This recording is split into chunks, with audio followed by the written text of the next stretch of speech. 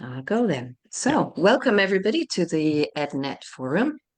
This is the educational network forum from the Charter for Compassion, and it's our way to experience new pedagogies, philosophies, and methodologies of education as they are in practice today. Our intention in offering the forum is to cover relevant topics from conception of a child to the parenting and exploring of continual timeline of learning to the end of life. These sessions usually take place on the third Thursday of the month, like today, at this very same time. And on this occasion, we've decided to bring to this session Jenny Finn. Now, a little bit about her. She holds a PhD in sustainability education and co-founded Springhouse, a school inspired by a vision to live in a world where all life thrives.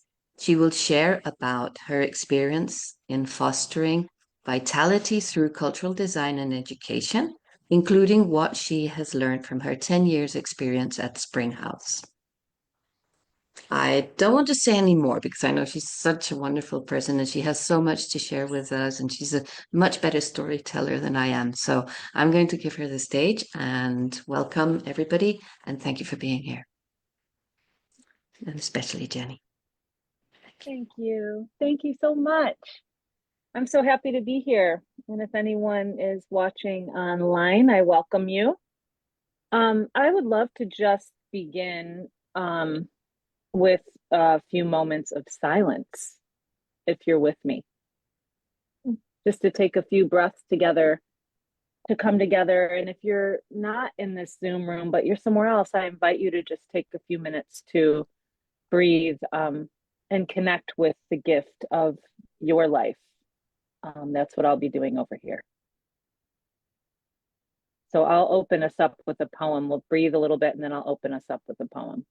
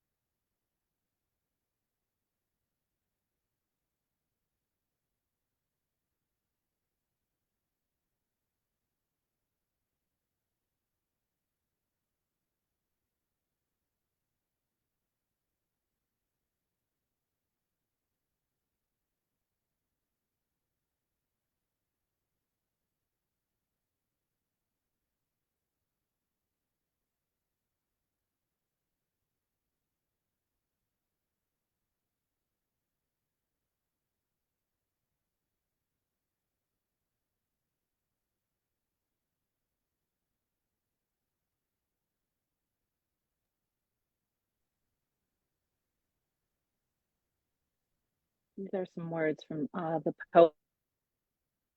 poet Terry Tempest Williams. I'll read it twice through.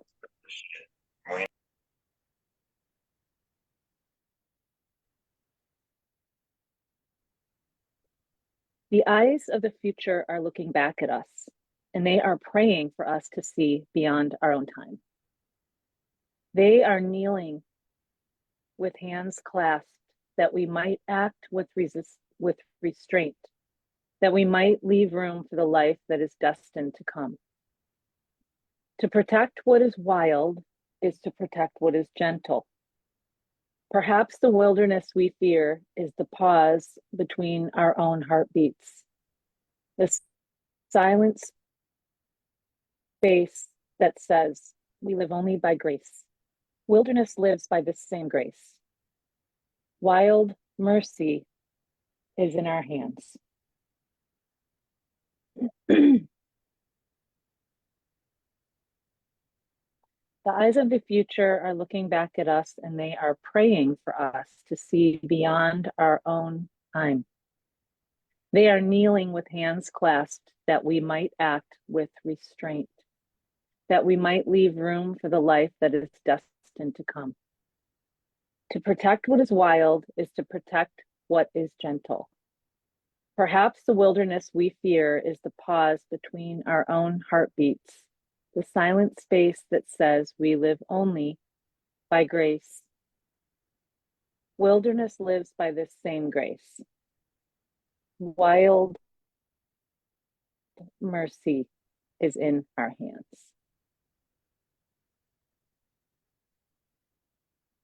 That's Terry Tempest Williams. It's one of my favorite poems, and I think it speaks, I know it speaks deeply to what I'm doing and what we're doing at Springhouse.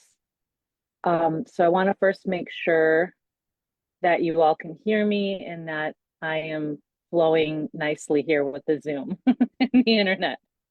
Is that, oh, great. Okay. So one of the things that I like to do is not talk for an hour and a half straight. I will talk and I will share stories with you. Uh, Thank you for the thumbs up. Exactly, right? Um, I also don't have a PowerPoint or presentation to share. House and your stories to fill this space. Um, I find that I get more out of something by participating and not just allowing it to just kind of land on me. Though that can also be hard, especially if you want to show up and not participate. And that's always an option too. So anything I offer here is an invitation, and it will just be to share your story related to whatever I'm sharing. So in relationship to this poem, I would love to ask us here in this room, and if you're watching on Facebook or wherever this is, I invite you just to consider it yourself. And the question is, what is one area in your life right now where you are thriving? Where are you thriving right now? And I'll start, and then I'll just open up the space for those who want to share. For me, so right now I'm from. My name is Jenny Finn, as you all know. I'm from Detroit actually, and lived in Colorado for a long time. But now I live in the Blue Ridge Mountains of Virginia, and I'm actually not there right now. I'm up in a little town called Mystic, Connecticut, where I've taken the week to regroup, be with myself, and get really quiet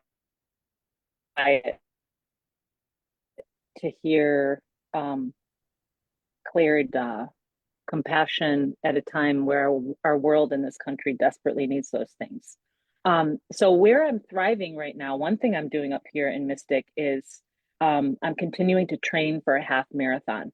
I've never done anything like it in my life. So I've been running every day by the ocean.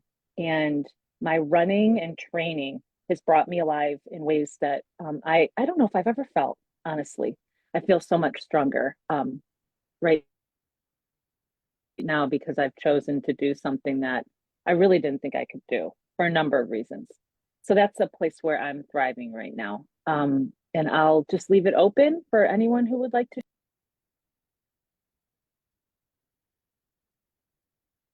I'll jump in. I can't imagine running a marathon. Good for you.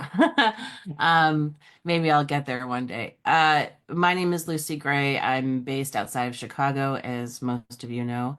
And where I'm thriving is I took a job unexpectedly a year ago as a part-time thing to kind of keep my work going. And it's been really a lovely experience. And I am working at my local library as a library assistant and teaching lots of tech classes and helping people in the adult services reference department. And what's been my big takeaway, speaking of intergenerationality, is how much I like working with people who are older than I am and um, who have challenges. And not all of them do, but some do around technology and how we all learn with it, and how I can get better at communicating and supporting people. So I feel like I'm thriving there. And I feel more thriving in general than I did 3 or 4 years ago when things were kind of grim. So I'm grateful for that. Thanks, Lucy.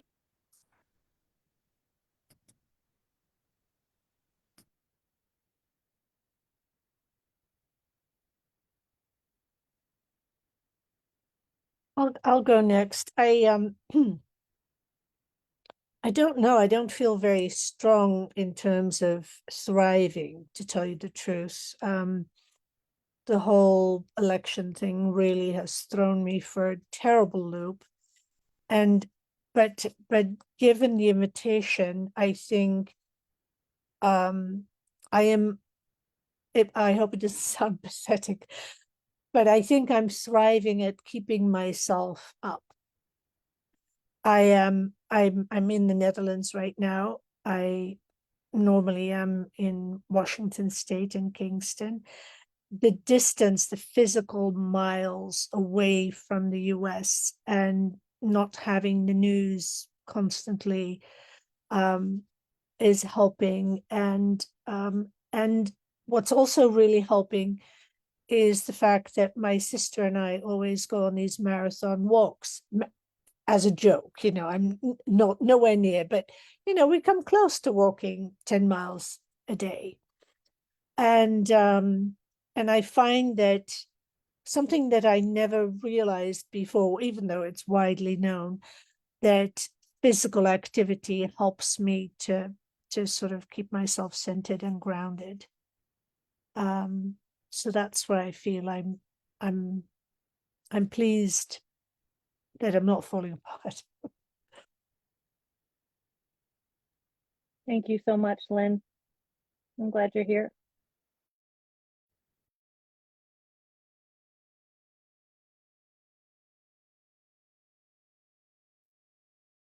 I'll go next if unless I know Marilyn needs to jump off. Unless you want to share, I'll go. Okay. So um so I'm Merida McCarthy. I'm a program coordinator at the Charter for Compassion. I'm living and based in Monterrey, Mexico. That's the north of Mexico. And I love living here. That's actually that could be one of my answers is I thrive living in Monterrey. I enjoy the city a lot. But when the question was asked, I thought to myself, one of the things that is helping me thrive at the moment is taking the cognitive-based compassionate training I am taking at the moment with Emory University. And it's kind of wrapping up all sorts of aspects of my life in this heartwarming way that the compassion does. And it's reminding me of one of the main reasons that I am in this area of compassion. So that's where I'm thriving at the moment. Thank you.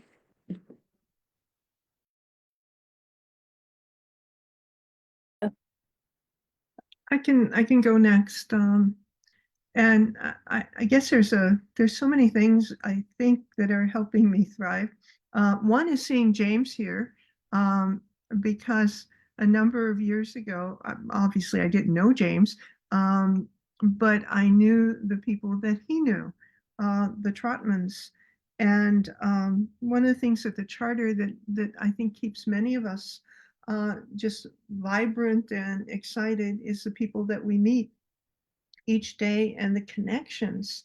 The Trotmans were, and at least for Libby, still is, bringing people into living room conversations way before there was such a thing as a group dedicated to living room conversations. And the charter recognized them for the work they were doing with dialogue among people around the world.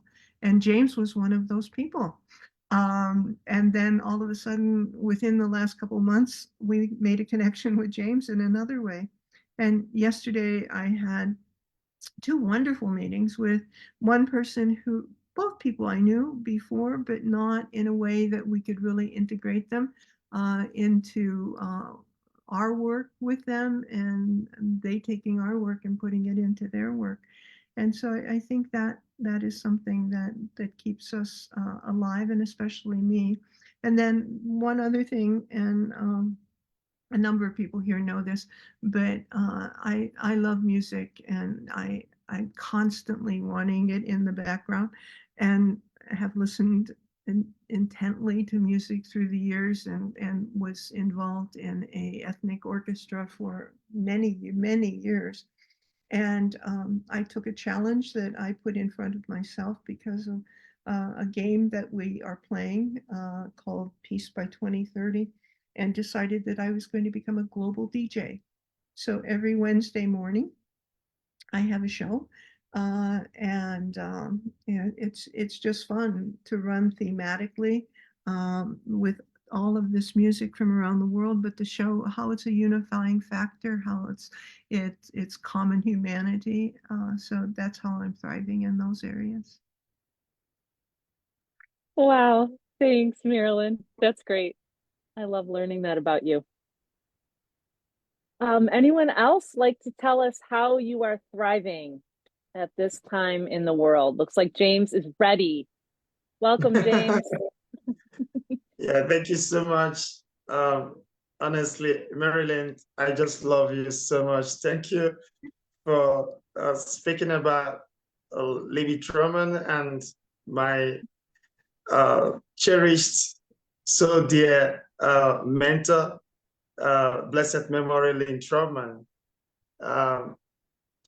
Honestly, connecting with Marilyn is such a wonderful blessing indeed. And that connection is divine, because when I spoke with Libby, even yesterday, I spoke with Libby. We are almost talking every time. I continue learning from Libby Truman. So I see Mary Lynn connecting me to Charter for Compassion, like bringing me home, because anyone that connects to Libby Truman and Lynn Truman are like a family and like a mentor. And coming to the question today, if you can see, I'm already on another call, but this call is so important. I can just show you. I'm on another call with my laptop, but I have to just, I have to use my mobile phone to connect, because that is really what makes me strive, because ideas worth sharing. And my 12 years in this journey of making the world a better place by acting locally and contributing my little experience, knowledge in peace building endeavor makes me feel living. And it's like an oxygen that vitalizes my soul and my spirit.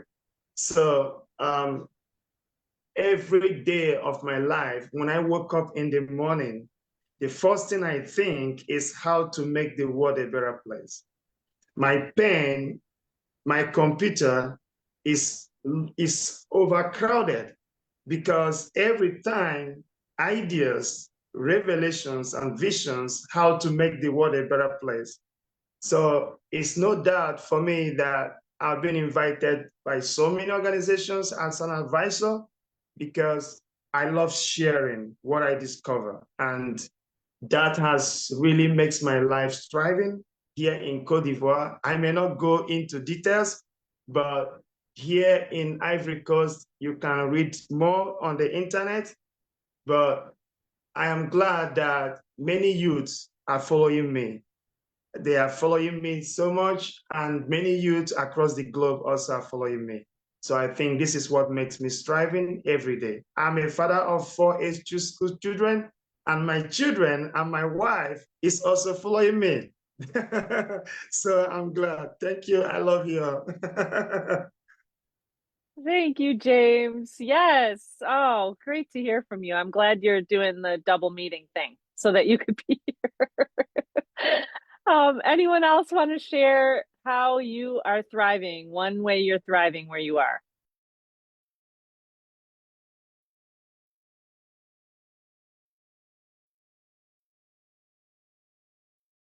So Jenny, you couldn't see my hand, but I have to travel for one of my thriving spots, which is Floyd, Virginia, and the community in Floyd, Virginia, heavily influenced by Springhouse. So thank you for all you and everyone in Floyd is doing. Thanks, Chuck. I appreciate that, and I appreciate you deeply. Anyone else? I would like to share.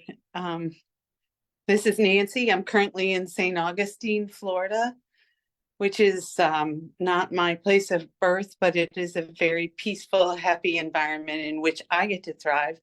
And I'm mostly off video. I just came in from my morning swim, which is such a phenomenal element that allows me to thrive, especially because at the beginning of COVID, I realized that instead of counting my laps, I could sing in my head, and that made me really happy. And then somewhere over the course of time, I realized I could pray in my head. And so I've taken to doing that. And most frequently, I pray Psalm 23 very slowly until I just can't swim anymore. So that's a personal area where I'm able to thrive in this current environment where I find myself. And I also find myself thriving because of the beauty and the gift of the Charter for Compassion in my life.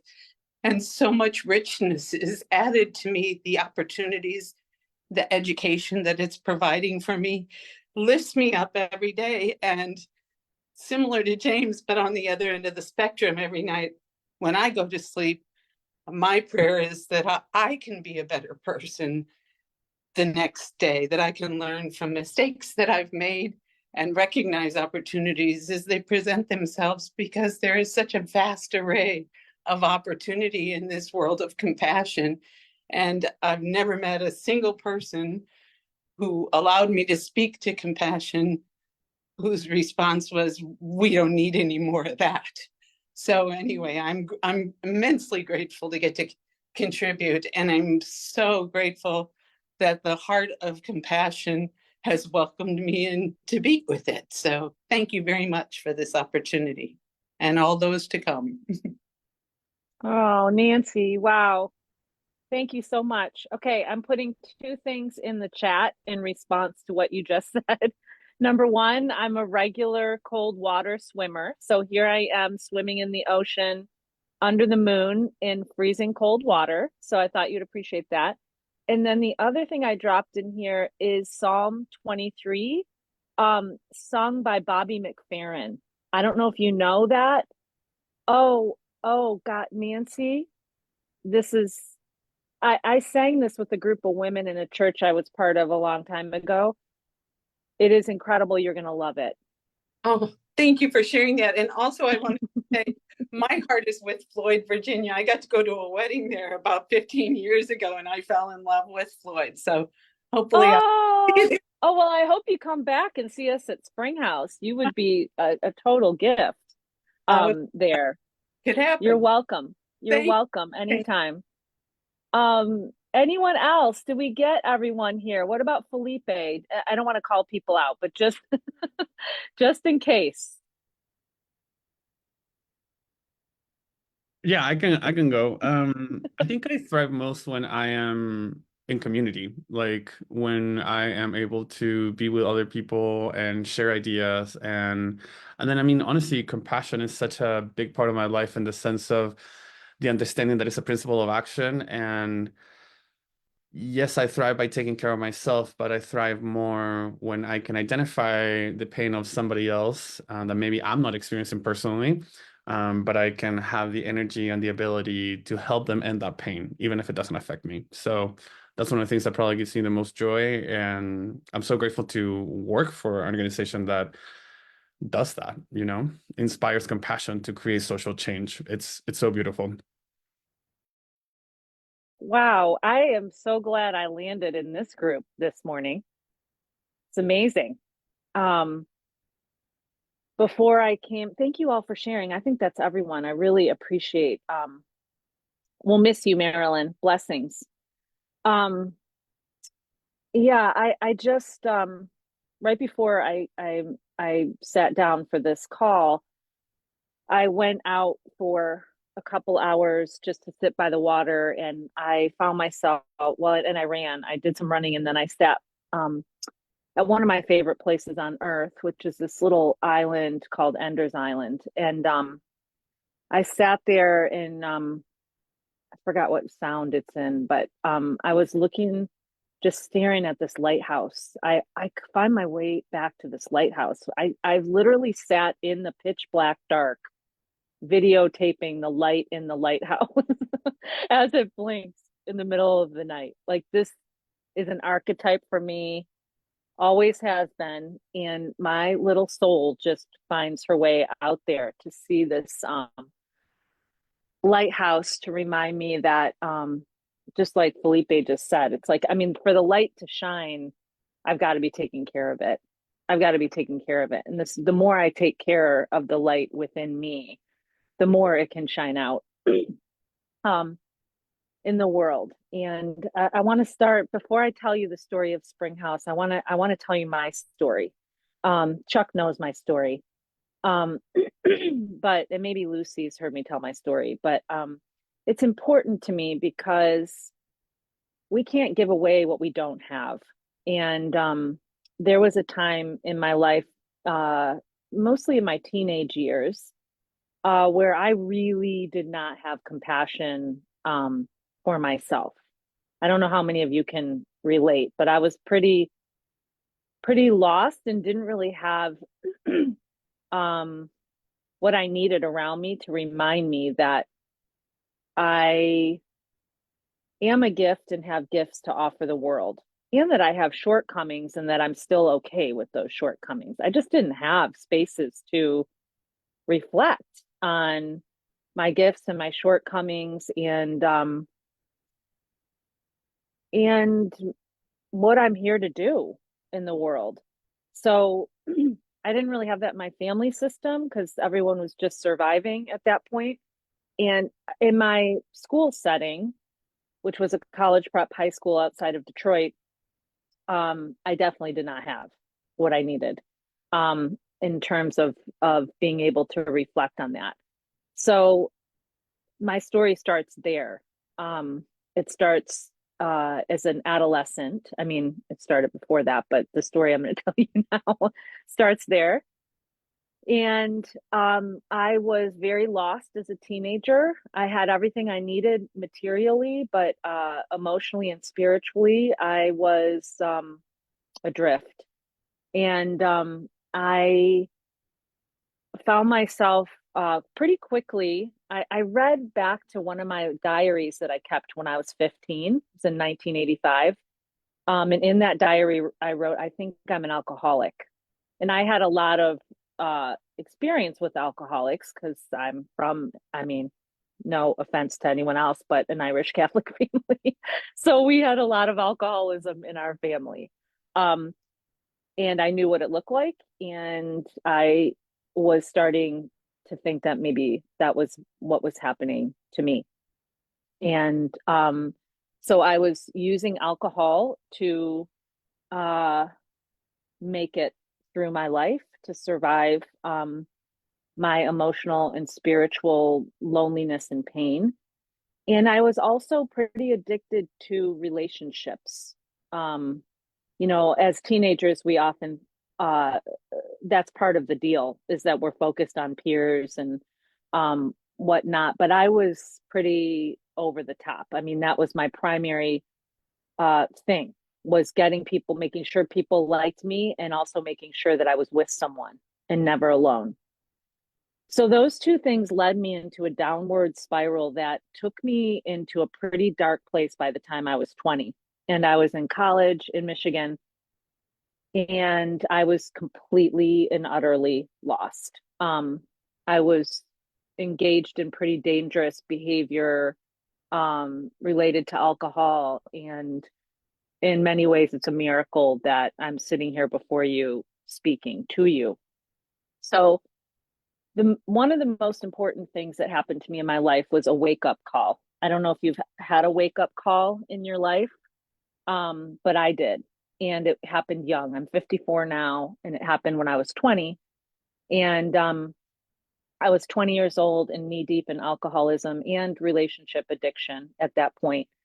And I was at a party where I was very, very drunk. And I was standing in the middle of that party and about to really do something terrible if I could. I had seen the person that I was dating with someone else.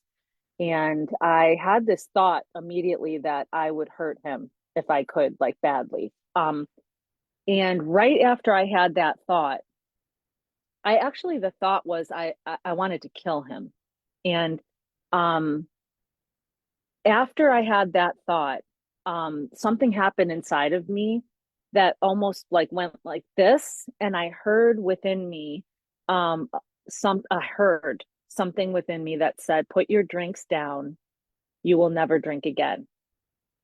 And I listened, which is a miracle. And that was in, I guess, I can't figure, I was 20. So that was 34 years ago.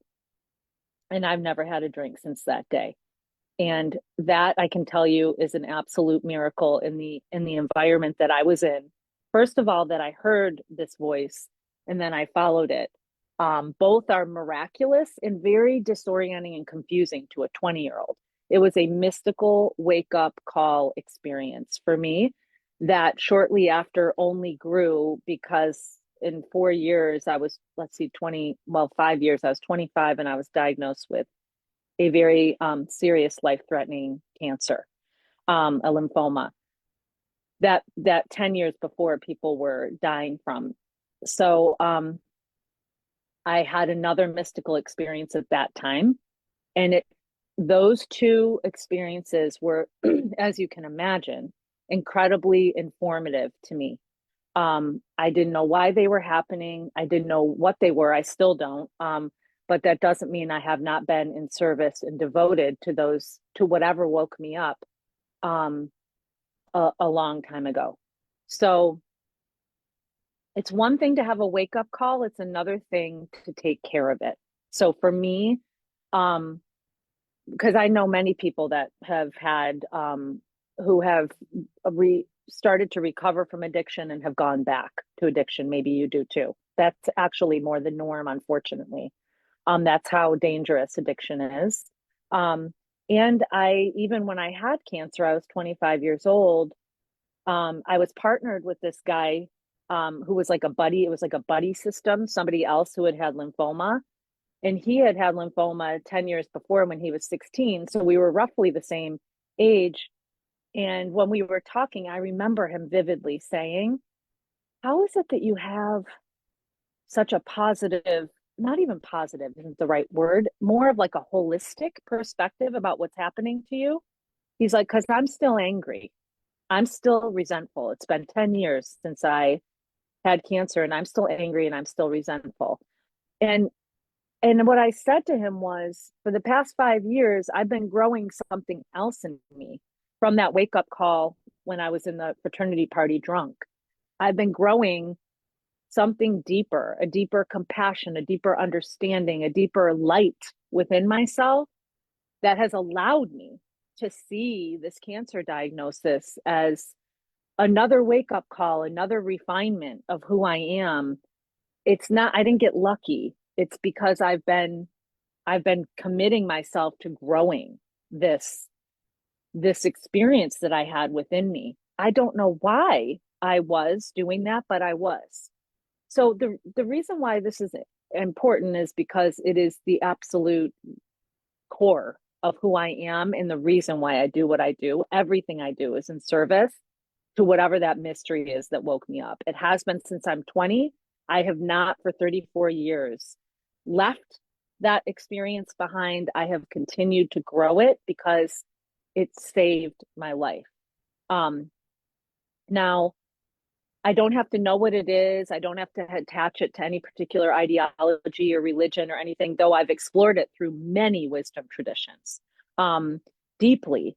It's an experience that no one can take away from me, and that informs everything I do as a mother, as a partner, as a friend, a daughter, a sister, a leader, and a founder of one of the founders of Springhouse. So it informs very much what I've done at Springhouse with a community of people, including Chuck Peters, who's here, who's on our board, who are really committed to growing vitality, to growing that source of life that can speak to us in many, many ways, that we can take care of in many, many, many ways. But I do believe if we don't return to that, to the very will alone is going to do it. So our human will directed toward that deeper connection that in this circle, I think you can refer to as compassion, where it's that deep compassion that I have, or that whatever woke me up has for myself, and that we can then therefore have for each other. Growing that within myself is the only way that I have been able to have that kind of grace with others, especially those that I can't even, like, grace and that other wouldn't even be in the same sentence. It's the only way that I can bridge toward what I would rather not bridge toward. So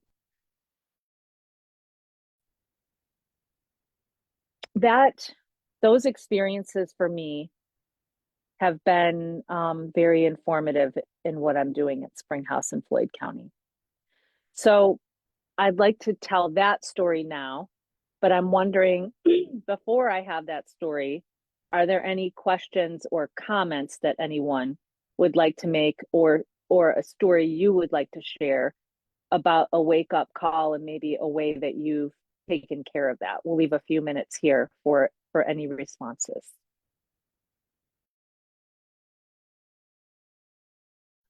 You know, my husband has been sober for, I don't know, 24, 25 years now. And so, I've heard a lot of stories. He's very active in AA. And I've gone to a lot of meetings with him. And he's not here right now for me to talk about him. But it's saved his life, but I'm not sure if there was a wake up call for him as a spiritual connection.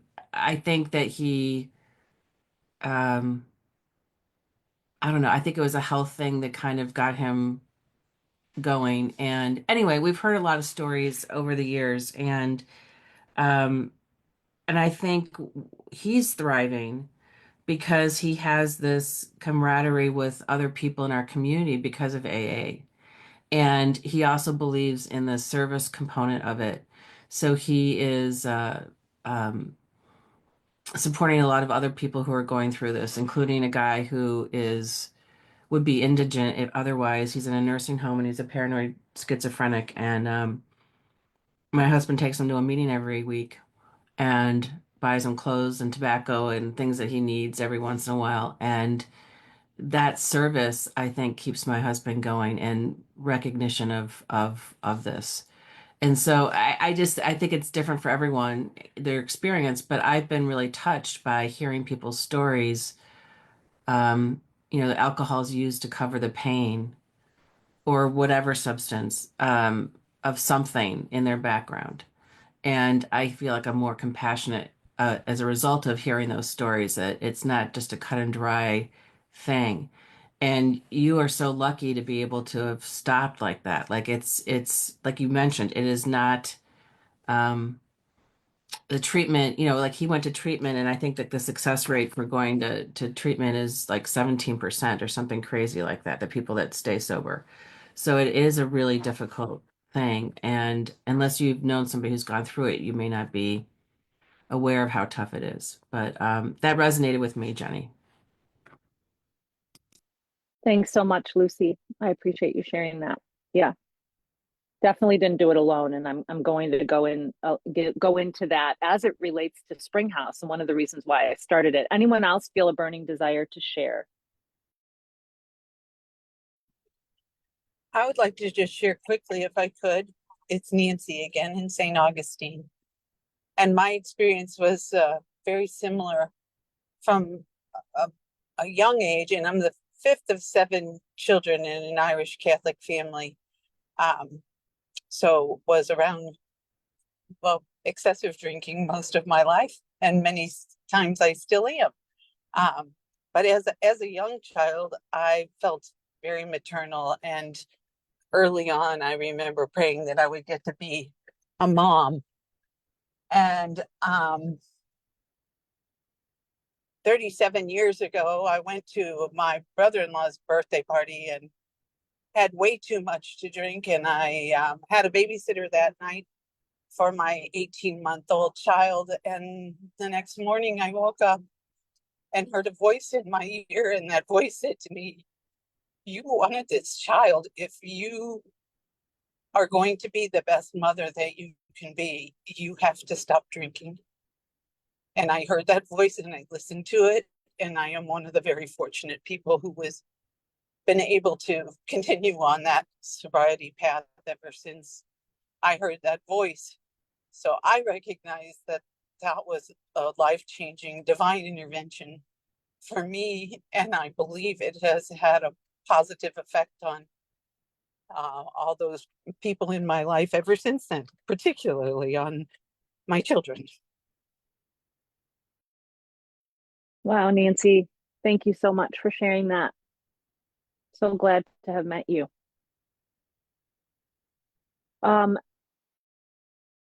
Anyone else?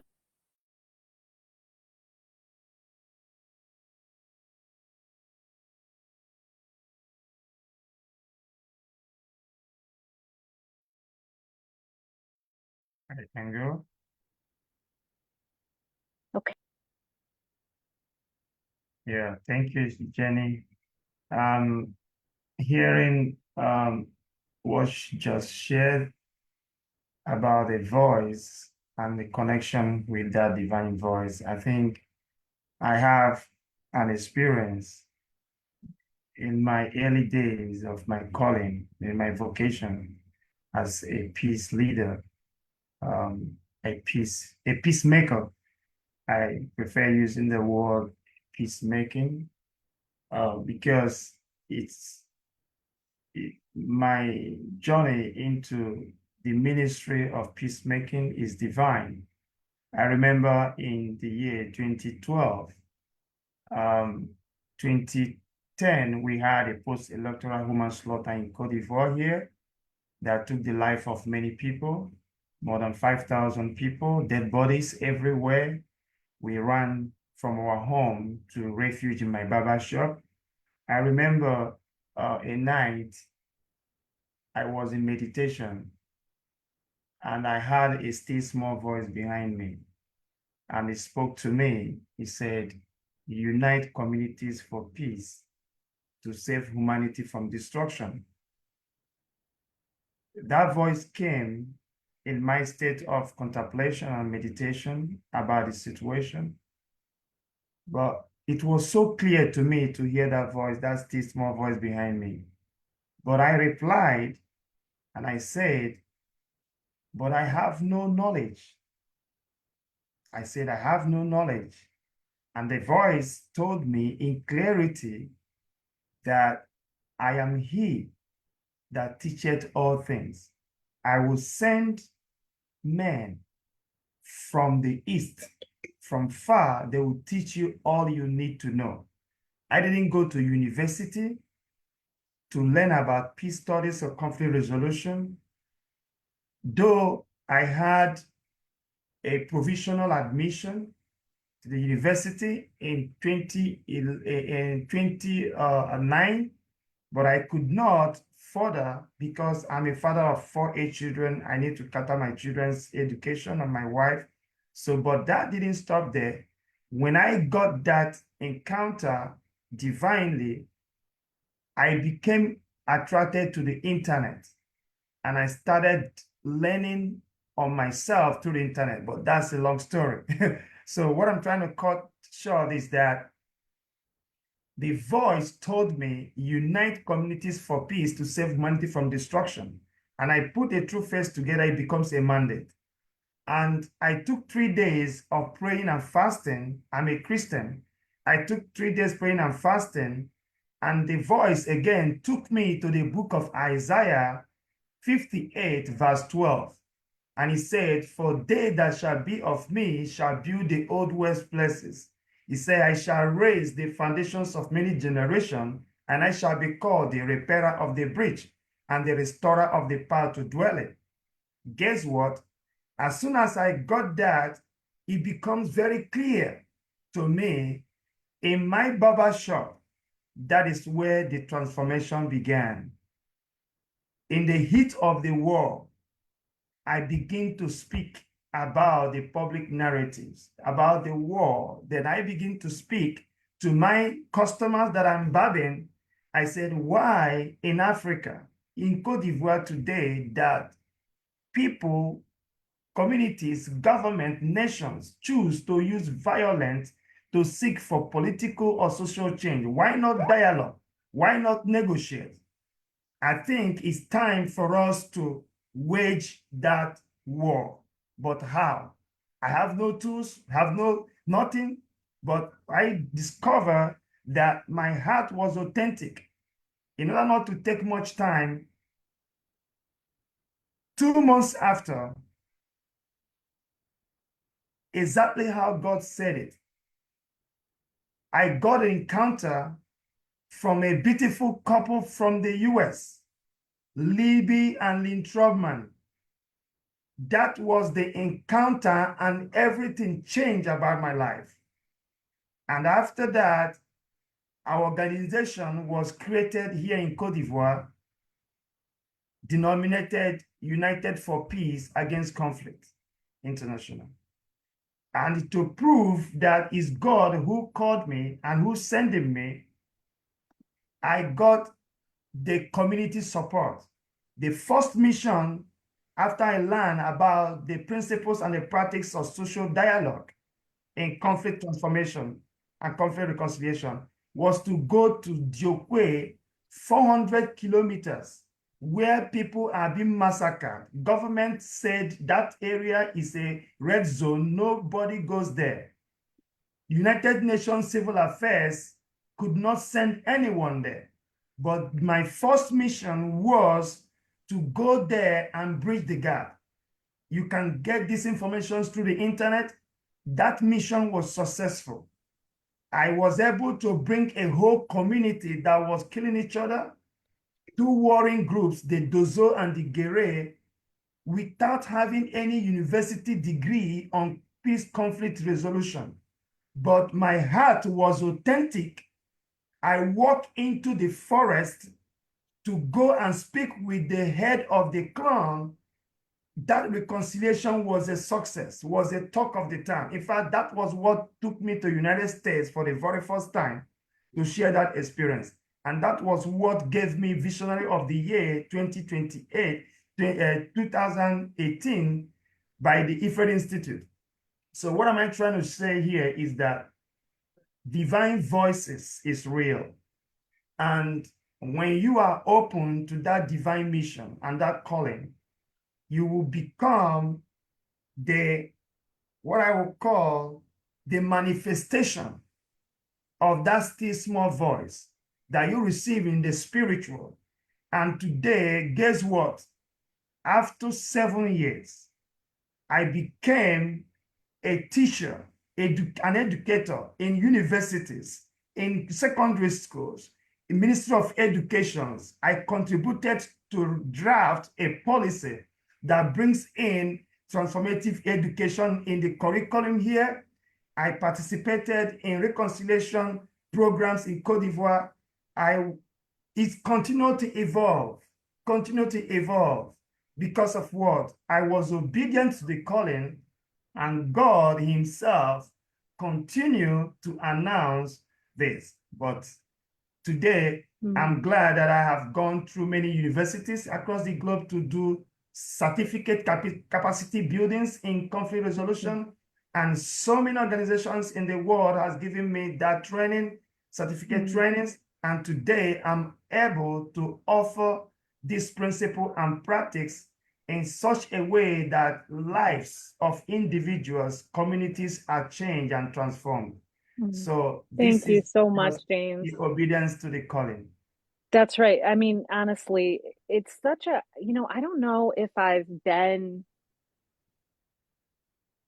in a webinar, podcast, all many things that I've been in where we've talked this explicitly about the power of that still small voice and the bending toward it and allowing it to guide and form our lives. And I thank you, James, and I think Nancy and Lucy who shared. I mean, it's an intimate, powerful thing to talk about, and it's important to talk about it and how we are awakened to that still small voice within is different. It's different for every one of us, how it shows up and how it's made manifest in all of us.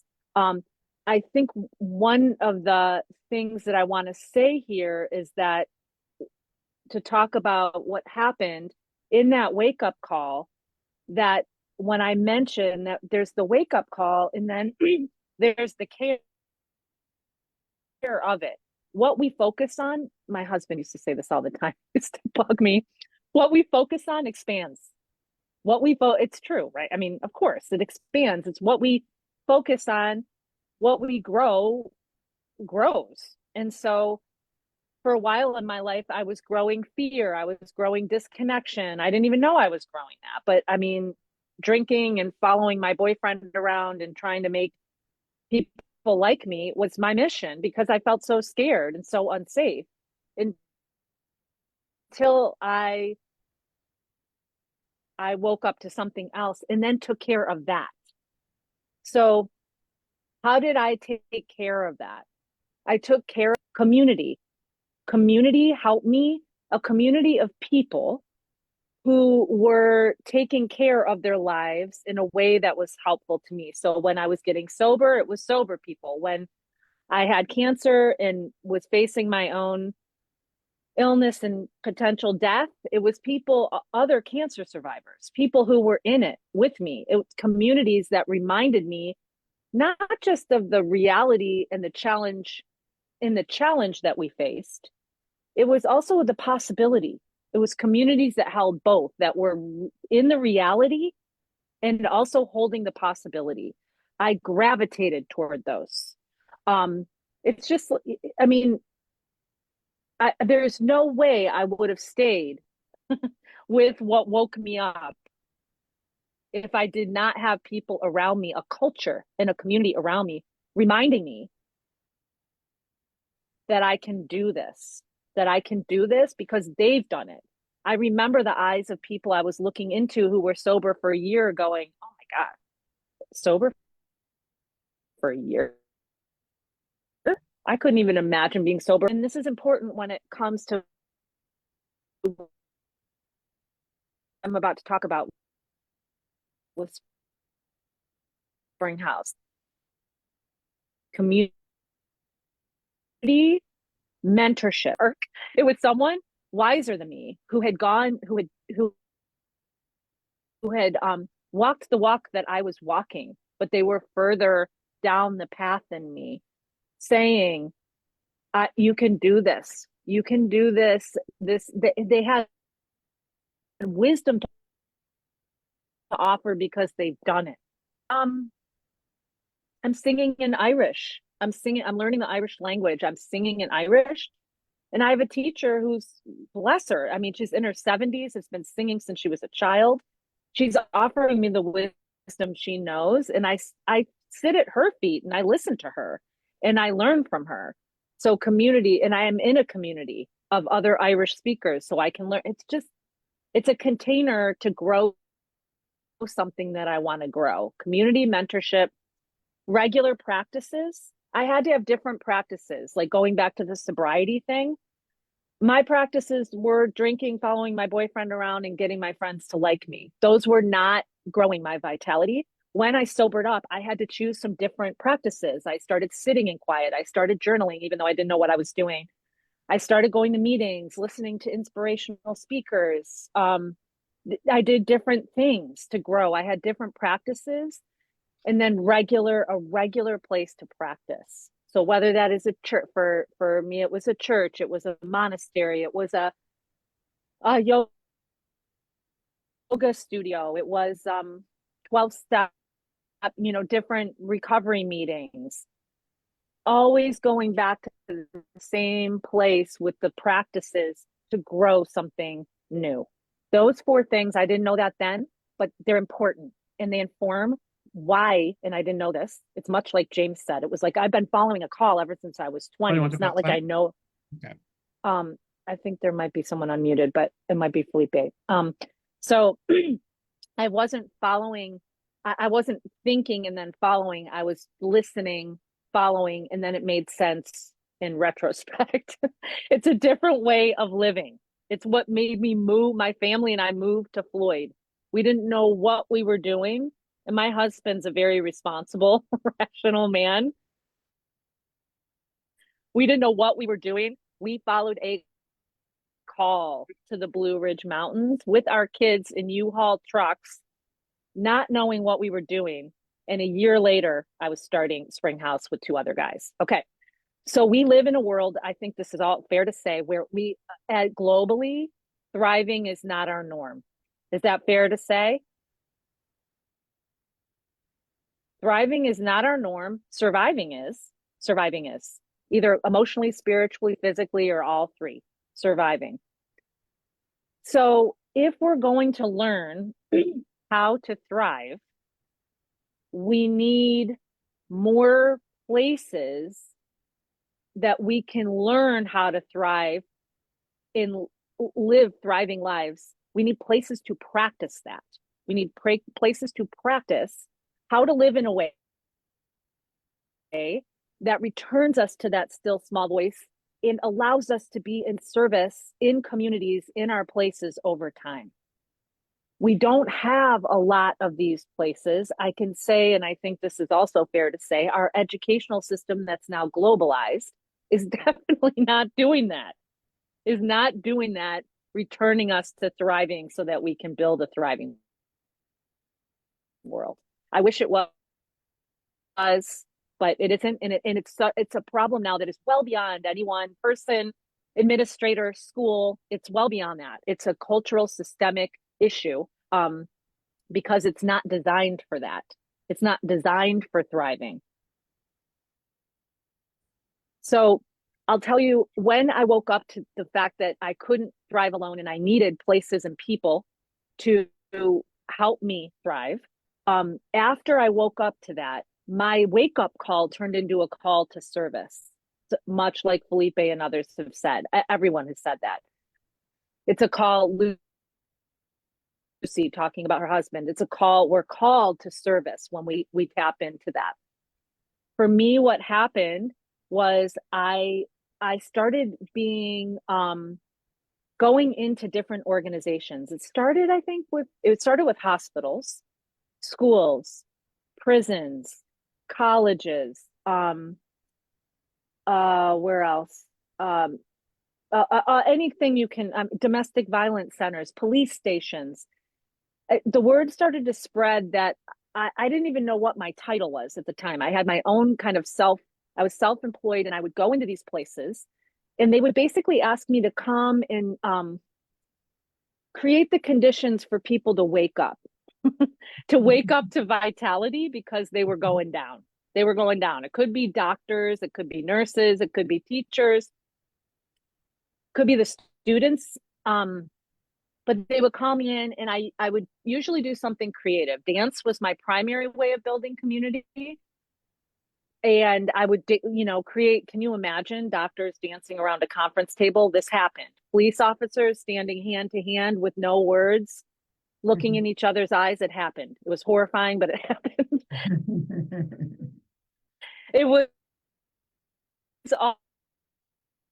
all going. I mean, it was that's, and what happened after that? What happened was every single time, every time things, we would breathe, be in silence, all the things that create the conditions to listen more deeply within into each other. I would get a call from the CEO or whoever hired me to do that a month later and say, that was amazing. That was awesome. We had conversations. Okay, I'm seeing Merida's the 90-minute. Did we start at 10:30? Yeah. So just to stop for a second and check in with Merida. Yeah. So we started Okay, so on the hour, and it's been an hour and a half now. So it's okay. We have time, a little bit more time okay. to So am I missing something? It wrap seems like up. we've been here an hour. Have we been here an hour? Not an hour and a half? Yeah, we started our team meeting was at 9, and then at 9:30 was the start of this. It's been an hour. Okay. I We're still apologize on in that case. My bad. I apologize. My calendar is marked differently. Sorry. So No go worries. ahead. Thank you. We I was still like, have okay, wait, another I'm half trying to do hour, that and math in my head. I'm Okay. very happy to. Okay, Thanks. great. Okay, great. Thank you. So these people would call and say, that was amazing. Thank you so much. But we're back to where we were before. Things went back to where we were before. We woke up, we cried, we talked, and got angry and resolved and whatever. And then it's back to the same status quo. Okay.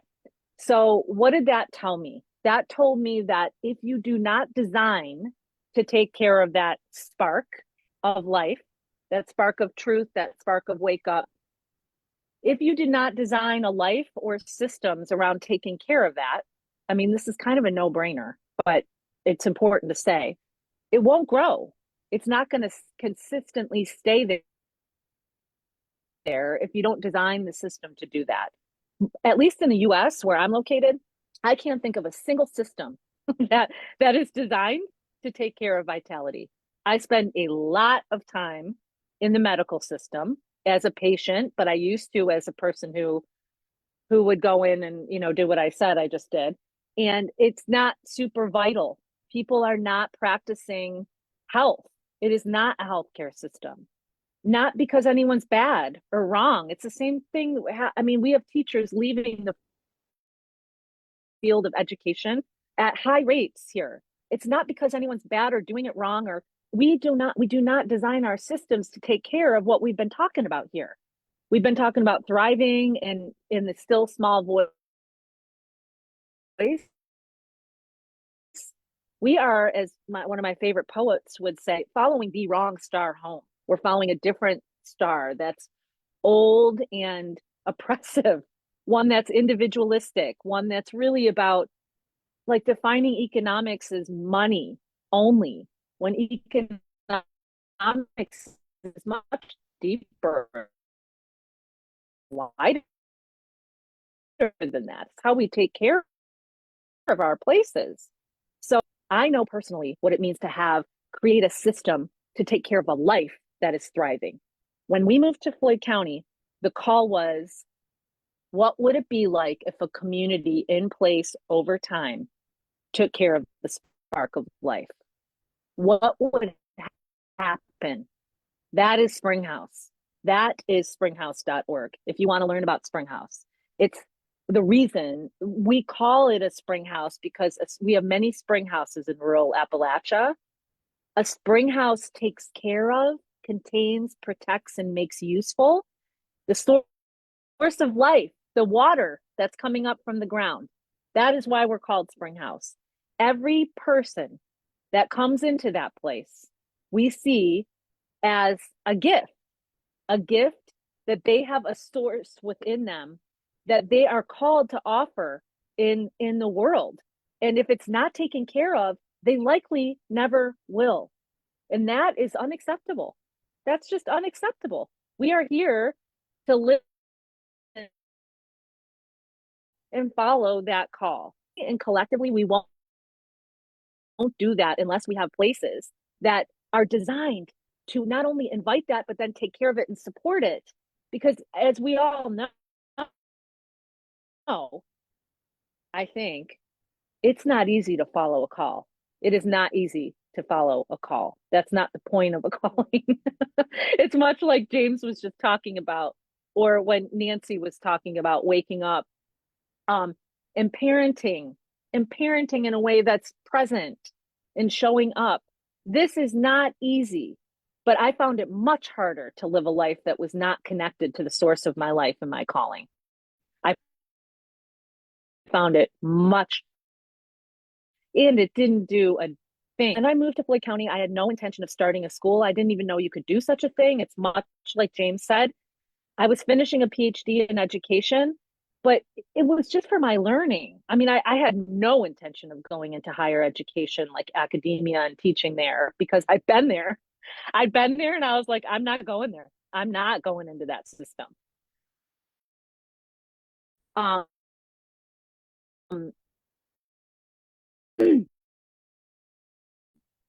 I didn't learn in my pieces to do that.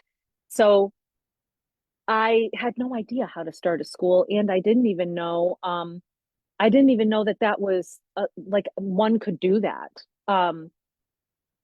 But we did it. And so we did it 11 years ago. And Springhouse has been around 11 years. 3 of us started it together. There was a school in Floyd County that was kind of falling apart. And strangely, this is how that still small voice works. The 2 people who were leading it, one of them had heard about my work in another organization that had me traveling around the world on a ship teaching. There was an article nationally that was written about it. He found the article. He realized I lived in Floyd County. He called me and asked me if I would come in and do much what I was doing in Colorado, kind of come in and dance or sing or whatever. And I'm like, I'm new to Floyd County. I'm going to do it. So I went and I did it. Ends up, I stick there. I stay there.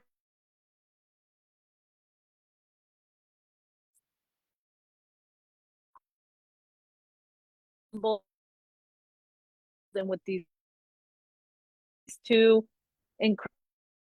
incredibly devoted creative, Springhouse has a global vision, and that was to live and is to live in a world.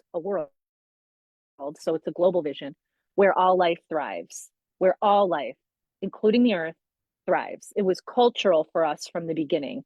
We want to leverage education as a way over many generations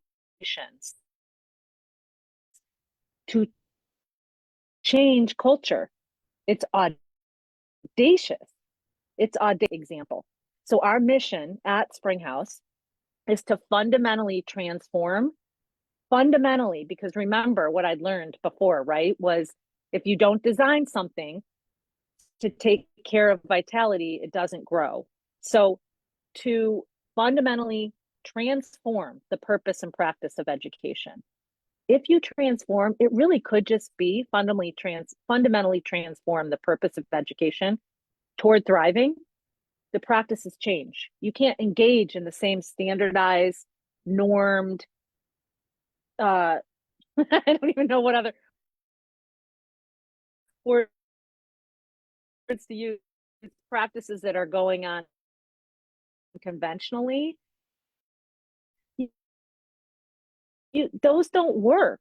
They don't renewal that we should all be this time. An entirely different community practices are needed, because you have got to fortify. You've got to get knowledgeable truly about the history of where you come from, where I come from in this country, in the United States. I need to reckon with our history, honestly, and our place in the world, honestly. I need to get to know myself, and I need to get to know the power of possibility. Unfortunately, our conventional curriculum that's now globalized isn't awakening us. It's because it's not the purpose. I don't honestly know what the purpose is anymore. It feels like individual gain is what it feels like, is often the purpose. So at Springhouse, I am having the opportunity now with a group of people, 10 staff. We have a K through 12 program. We have adult programs. We have community initiatives. We have a scaling initiative where we're working globally with people who want to start places using our design and curriculum that we've now articulated, to create places where people, way back to the beginning of the story, where people can come and wake up, like have the conditions to listen to and wake up to what is within that, and then have the support they need to carry out what is being asked of them. And we know they can't do that alone. I could not even face my own habits alone. I couldn't. So our global cultural habits, no way. No way. We need regular places to return to. So that is what we are doing at Springhouse through those avenues, is to really leverage education as a way to change culture over time. This is generational for me. When I'm designing, and for us, when I'm designing at Springhouse, I'm often thinking of my own death. I'm the executive director there and one of the founders. So I'm thinking, who's going to succeed me? And we talk about that as a staff. We already know who's going to take my place if I were to die right now.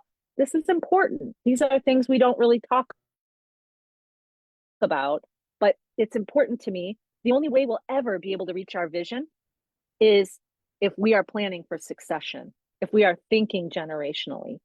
So we now have been given, in 2018, someone from our program, their parents came forward and bought us a permanent location for the school. We're on 11 acres. You can see pictures. I don't, like I said, I don't have a PowerPoint, but if you go to springhouse.org, many pictures there. We've recently, I can tell you some of the qualifiers of the paradigm that we are moving toward, which is, so when we say fundamentally transform education, we want it to be more intergenerational. We want it to be more culturally diverse, building bridges across difference. We see the new, that's ancient actually, but not well practiced, paradigm as holistic, obviously, awakens the whole person. We see it as place-based. How are we interacting with our local community? Are we? I mean, because in our schools, at least that I see, it's like everyone goes to this one building for the day and then comes out, and there's, very little interaction that's sustainable. We might do field trips, which is great, field trips, internships, but how are we actually engaging in solutions in our communities to face the ecological challenges that we are all in now? Nobody is not in that. So those are some of the qualifiers of what it looks like. At Springhouse, what you would see when you come in is you would see singing every Monday. You would see dancing at least 3 times a week. You would see people speaking English and Spanish because we're an English-Spanish language immersion program. You would see staff working really hard. Most of us, Juan Pablo is from Guatemala, he speaks Spanish, but the rest of us, and Gigi's bilingual, but the rest of us are learning Spanish so that we can engage with our community, because there's many people there who speak Spanish and they're learning English. All the cultures, all the languages are respected. I'm not saying it's easy. It is not easy. But we want to be an experimental practice ground where we are trying out what education could look like if it were to move us toward thriving. So that's what we're doing in Floyd County. I want to tell you just what brings, we had someone visiting. We have people visit from all over the world. We have people who have come as far as from Magaga in Kenya. God bless, we worked together for 3 years. He finally made it, was able to make it to Springhouse. People from all over the world come to see this little lighthouse, this little Springhouse here in the Blue Ridge Mountains. Why? Why is that light so strong? I'll tell you why that light is strong and then we'll close. The light is strong because there's many reasons, but I'll highlight three. Number one, staff development is incredibly important to us. The staff, the adults leading, and setting the example, and the board, staff and board development is critical to us. We want to make sure that we are living the 5 principles that we teach, which are take care of vulnerability, cultivate personhood, build beloved community, learn from our culture, guide our culture, and that we share. It is essential that we do the hard work of living those, not perfectly, but that we live those. So we have things set aside every single Wednesday from 4 to 5:30. We're meeting as a staff. We're growing our relationship to ourselves and each other. This has been going on for 10 years at Springhouse. And if I were to cancel that, if I were to say, oh, we don't have to do that anymore, the staff would be angry about that. There's no like, oh, I'm required to go to a meeting. It's like, no, we have to do this if we're going to live our mission. Our board is deeply devoted to their relationship with each other, much more than just the business of the organization. So that ripples out from that center. Staff development, board development, really important. We shine because we spend an enormous amount of time clarifying our vision, our mission, and our goals. I've worked in a lot of nonprofits before Springhouse. We take that clarity very seriously because if you're clear at the center, I've found this in my own life. The clearer I get about my own personal vision, mission, calling, goals, you attract what you need. That has happened in Springhouse in ways that are miraculous, are absolutely, including being given a building in 11 acres. I didn't even ask for that. And that kind of thing happens, I would say, regularly. Might be like those kind of miracles happen. They happen at Springhouse. And I believe it's because, and people come from afar because our vision is clear, a thriving world. Our mission is to fundamentally transform education.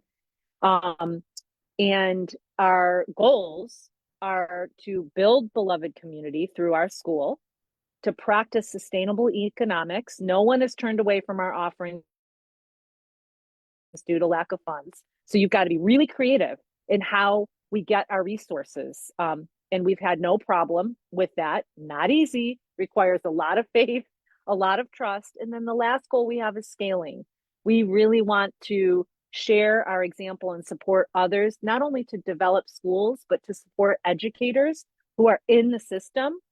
And maybe they could seed something different. We don't think it will change the system, but at least it will change them and those they serve. So with that kind of clarity and the commitment to that clarity, we shine. And then the last thing I'll say is one of the ways that we share across far out of our walls is that we know that the other thing that is, one is education, the other is media. Media, even been just a year and a half ago, we opened a community print shop. We have a letterpress print shop in the basement of our school where we produce books, zines, posters, cards to leave around with the message that we must wake up to the gift of this life. It is our responsibility to take care of it, starting with ourselves. We must. I say that all the time in school. We must. It's just time. It's time. It's been long overdue. And so we need to get that word out in a number of ways. That's one of the reasons I I come on calls like this is to learn from others, to be inspired by others, and to share what's going on there. But we also have books. So we have a book that I wrote about the design, handmade by the community, that goes out globally. It's gone out all over the world. And then we have our curriculum, sourced education. Our design we call sourced design because it takes care of that spring, that source within us. Sourced education is the curriculum. It just will have one on economics, because when I'm working with school founders, that's the first question. how, how am I going to do this? How cultivation of personhood? So I'm going to put those a couple of links in the chat. One is, you can find them both at springhouse.org, but one springhouse.org, and then one is just the press. We call the press Sourced Press, and the books are really beautiful. So if you're moved, know that if you buy one of those books, you are supporting an experiment in education, like in culture change, really, in the Blue Ridge Mountains, and we appreciate it. So what I would like to do is to close. We've got 8 minutes to close. And I would like to close with a song that I would like to sing for you.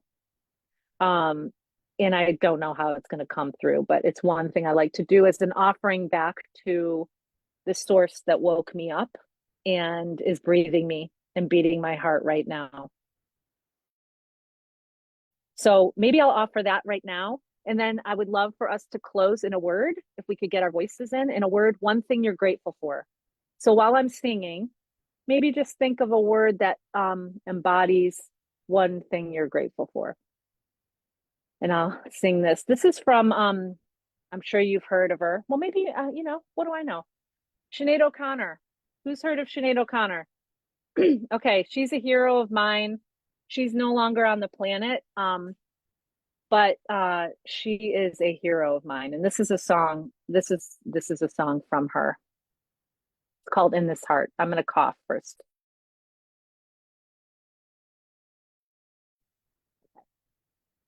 It's called "In This Heart."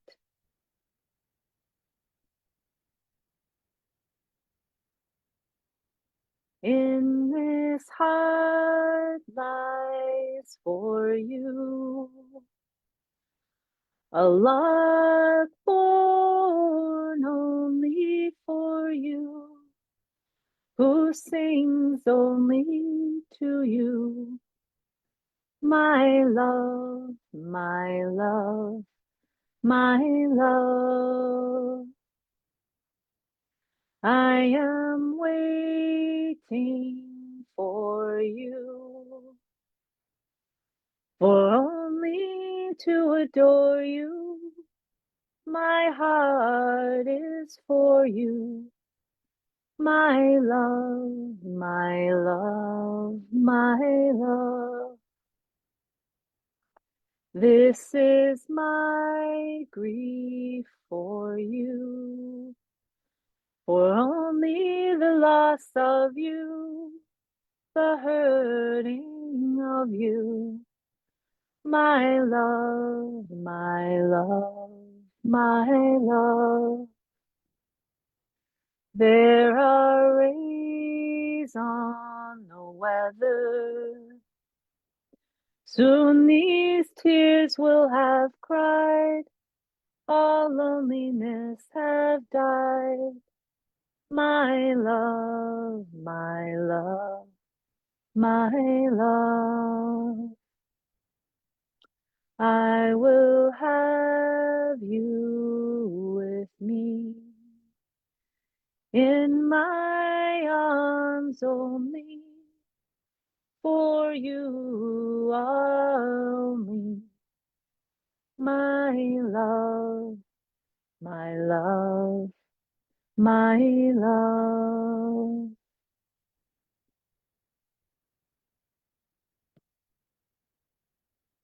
Sinead O'Connor. in this heart. Thank you all. You have certainly blessed my heart, and I invite us to just close with a word of gratitude. And I'll start, and then we can just choose the next person until we're closed out. One word of gratitude is you. You all. We'll go over to, so we can each offer one word of gratitude. I'll go over to Felipe.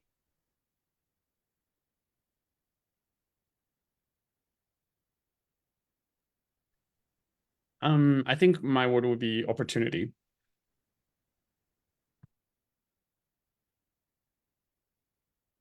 You want to pick who's next? Lucy. I'm thinking about community. Chuck, you're next.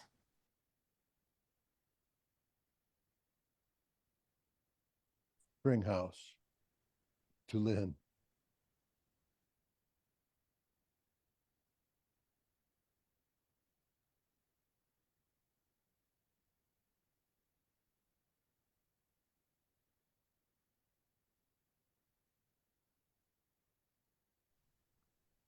Lynn, do you have a word? My word would be family community.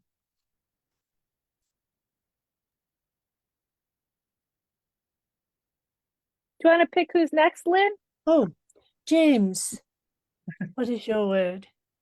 My word is interconnectedness.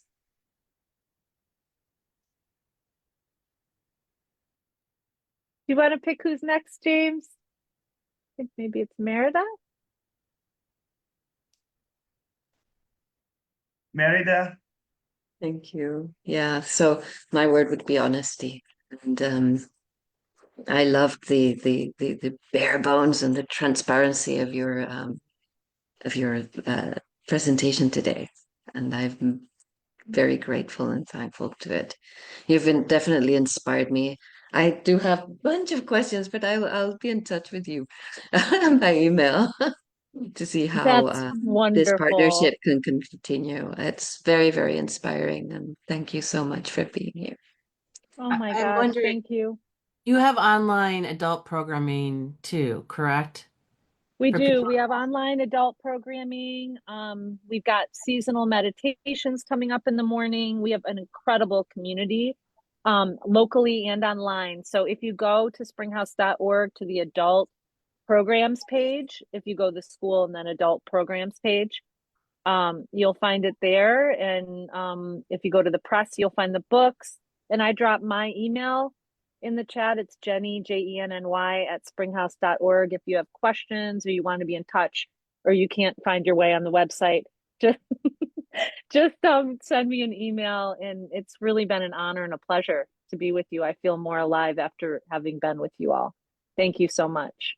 That was really, really beautiful. So thank you so much. Very much. And to everybody else, we look forward to seeing you in a month's time for our next EdNet on December the 19th with ProSocial. Okay, thank you so Jenny. much. Bye-bye. Thanks, everybody. Bye.